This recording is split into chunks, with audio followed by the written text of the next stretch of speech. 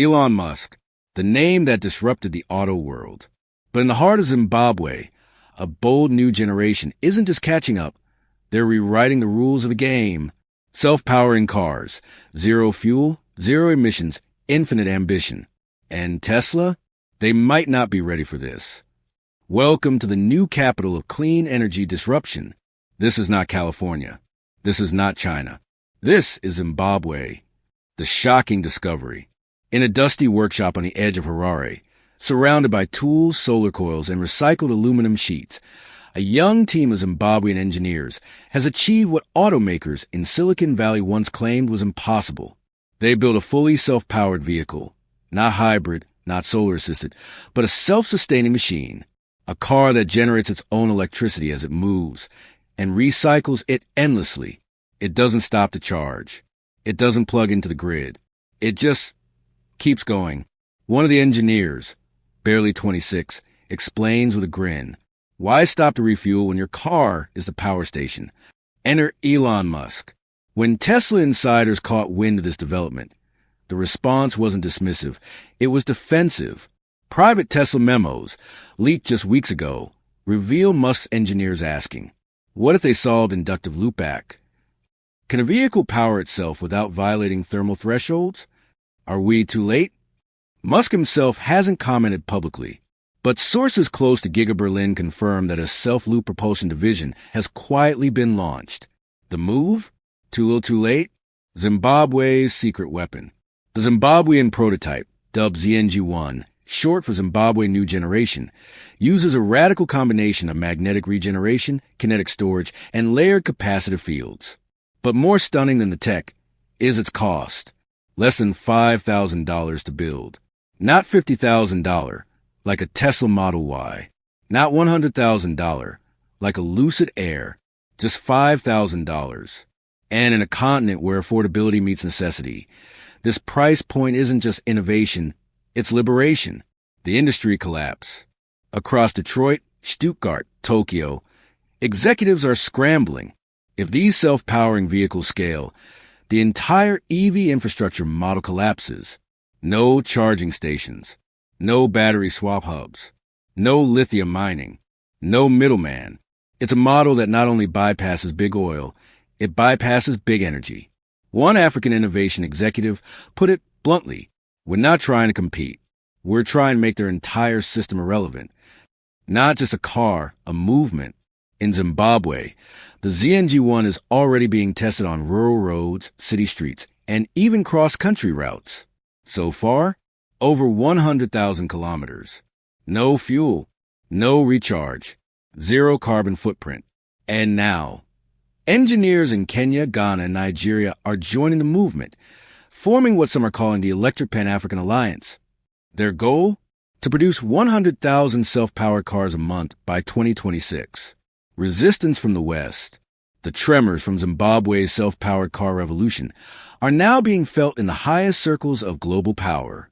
Emails leaked from within the European Automobile Manufacturers Association warn of an existential disruption and propose urgent lobbying to classify self-charging technologies as unregulated or unsafe. Even Washington lobbyists backed by oil and lithium stakeholders are drafting policies to challenge these vehicles' import certifications. The narrative?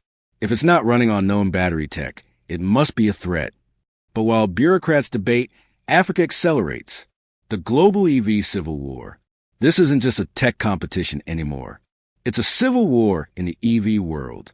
On one side, Tesla, Rivian, BYD, and the entire charging infrastructure empire, billions spent on battery gigafactories and fast charging networks. On the other, a grassroots uprising from the global south, led by Zimbabwe's Maxwell Group.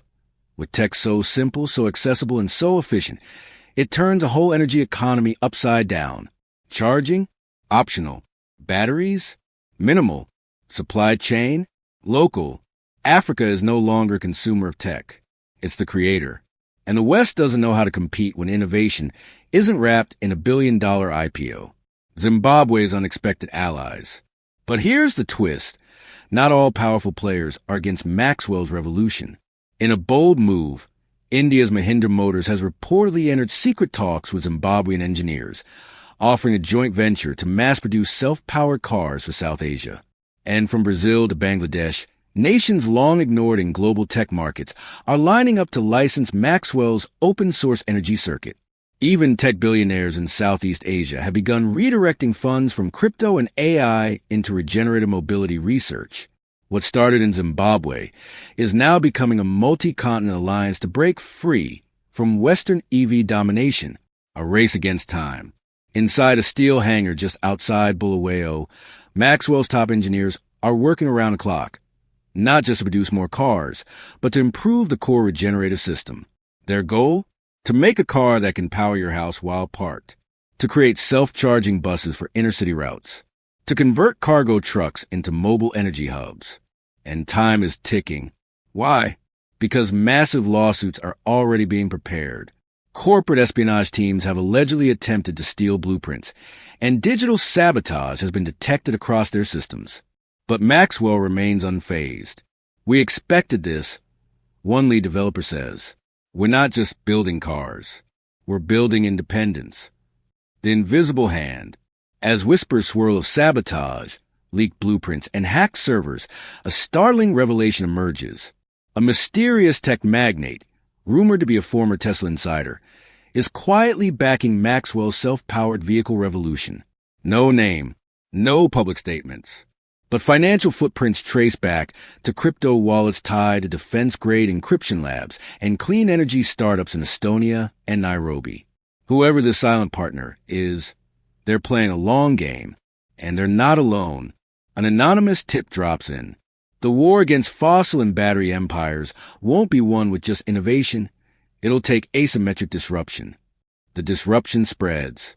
Narrator: it starts in Lagos, then Kinshasa, then Sao Paulo. Within weeks, modified versions of Maxwell's tech begin appearing in black markets and makerspaces around the world. Young engineers are stripping down old gas guzzlers, retrofitting them with Maxwell-inspired regenerative drives, sometimes using scrap parts, recycled turbines, and solar composites. These aren't just vehicles. They're symbols. Symbols of resistance, of autonomy, of the power to say no to fuel, to charging stations, to monopolies. Maxwell's vision is becoming decentralized, a self-powering movement with no single point of failure, and that terrifies the establishment. Tesla's desperate pivot. In a rare press conference, Elon Musk steps onto the stage, noticeably more intense, more measured. We are innovating faster than ever.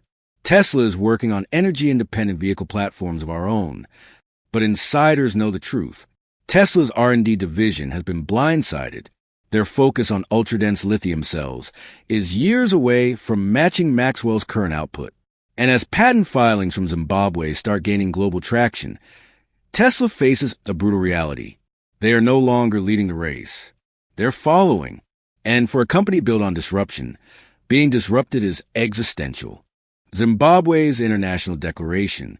At the African Continental Innovation Summit in Addis Ababa, Zimbabwe's Minister of Technological Advancement takes the stage. With media from 40 countries watching, she makes it official. We are opening Maxwell's self-powered technology to the world via an open cooperative license. Let the world build, adapt, and evolve. No gatekeeping. No megacorp control. This belongs to humanity. The crowd erupts. The West scrambles. And for the first time since the Industrial Revolution, the Global South is setting the terms. The open-source shockwave. Just days after Zimbabwe's historic announcement, the world changes forever. Dozens of countries, from Vietnam to Venezuela, Pakistan to the Philippines, rush to download the schematics. The technology is decentralized, secure through blockchain, and spreading faster than any patent court can chase. Universities, garage inventors, and local governments begin customizing Maxwell's self-powering engine for bikes, drones, boats, even emergency generators. And for the first time in modern history, the question isn't, how much energy can you afford? It's, how fast can you integrate? Oil giants begin to collapse. Oil-producing nations begin to panic. In Riyadh, high-level emergency sessions are held behind closed doors. In Texas, Petroleum lobbyists flood Washington with billion-dollar proposals to investigate and regulate this new African-born tech. But the markets already know. Crude oil prices plummet. Lithium futures fall sharply. Auto giants tied to combustion engines see their stocks bleed billions overnight. One headline in the Financial Times reads, "The African Tech Quake. Is this the end of big energy?" Meanwhile, Zimbabwe's National Innovation Fund surges to $100 billion in global pledges. Maxwell, once hunted, now becomes the most protected civilian in Africa, guarded by elite security, global watchdogs, and an army of fans who see him as a symbol of freedom. The Tesla reckoning. Elon Musk isn't silent anymore. In a fiery interview with Bloomberg, he addresses the disruption head-on. "We admire open innovation, but unregulated, decentralized tech this powerful can lead to chaos. There are safety standards, integration protocols. Look, we can't just throw fusion-level energy systems into wild and hope for the best."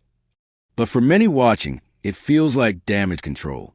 Tesla's newly announced Independent Series, a line of semi-self-charging vehicles, is already being compared to Maxwell's tech, and not favorably. Comment sections erupt with one phrase: "Too little, too late." Africa's lunar announcement. Then, out of nowhere, another shock. From Harare, Zimbabwe's government, backed by a coalition of African and BRICS nations, announces an aerospace initiative, Maxwell Airborne Energy Systems. Purpose? To develop self-powered aerial platforms for satellites, drones, and yes, spacecraft. The ultimate goal? An African-built, self-powered shuttle that never refuels, only regenerates. The world isn't just catching up anymore. It's chasing. The dawn of the new age. It's now been 1 year since Zimbabwe stunned the world. 1 year since Maxwell Chikumbutso's self-powered engine rewrote the laws of transportation, economics, and global power. And in that year, everything changed. The streets of Johannesburg, Lagos, Nairobi, and Accra hum with silent, glowing fleets of self-charging vehicles.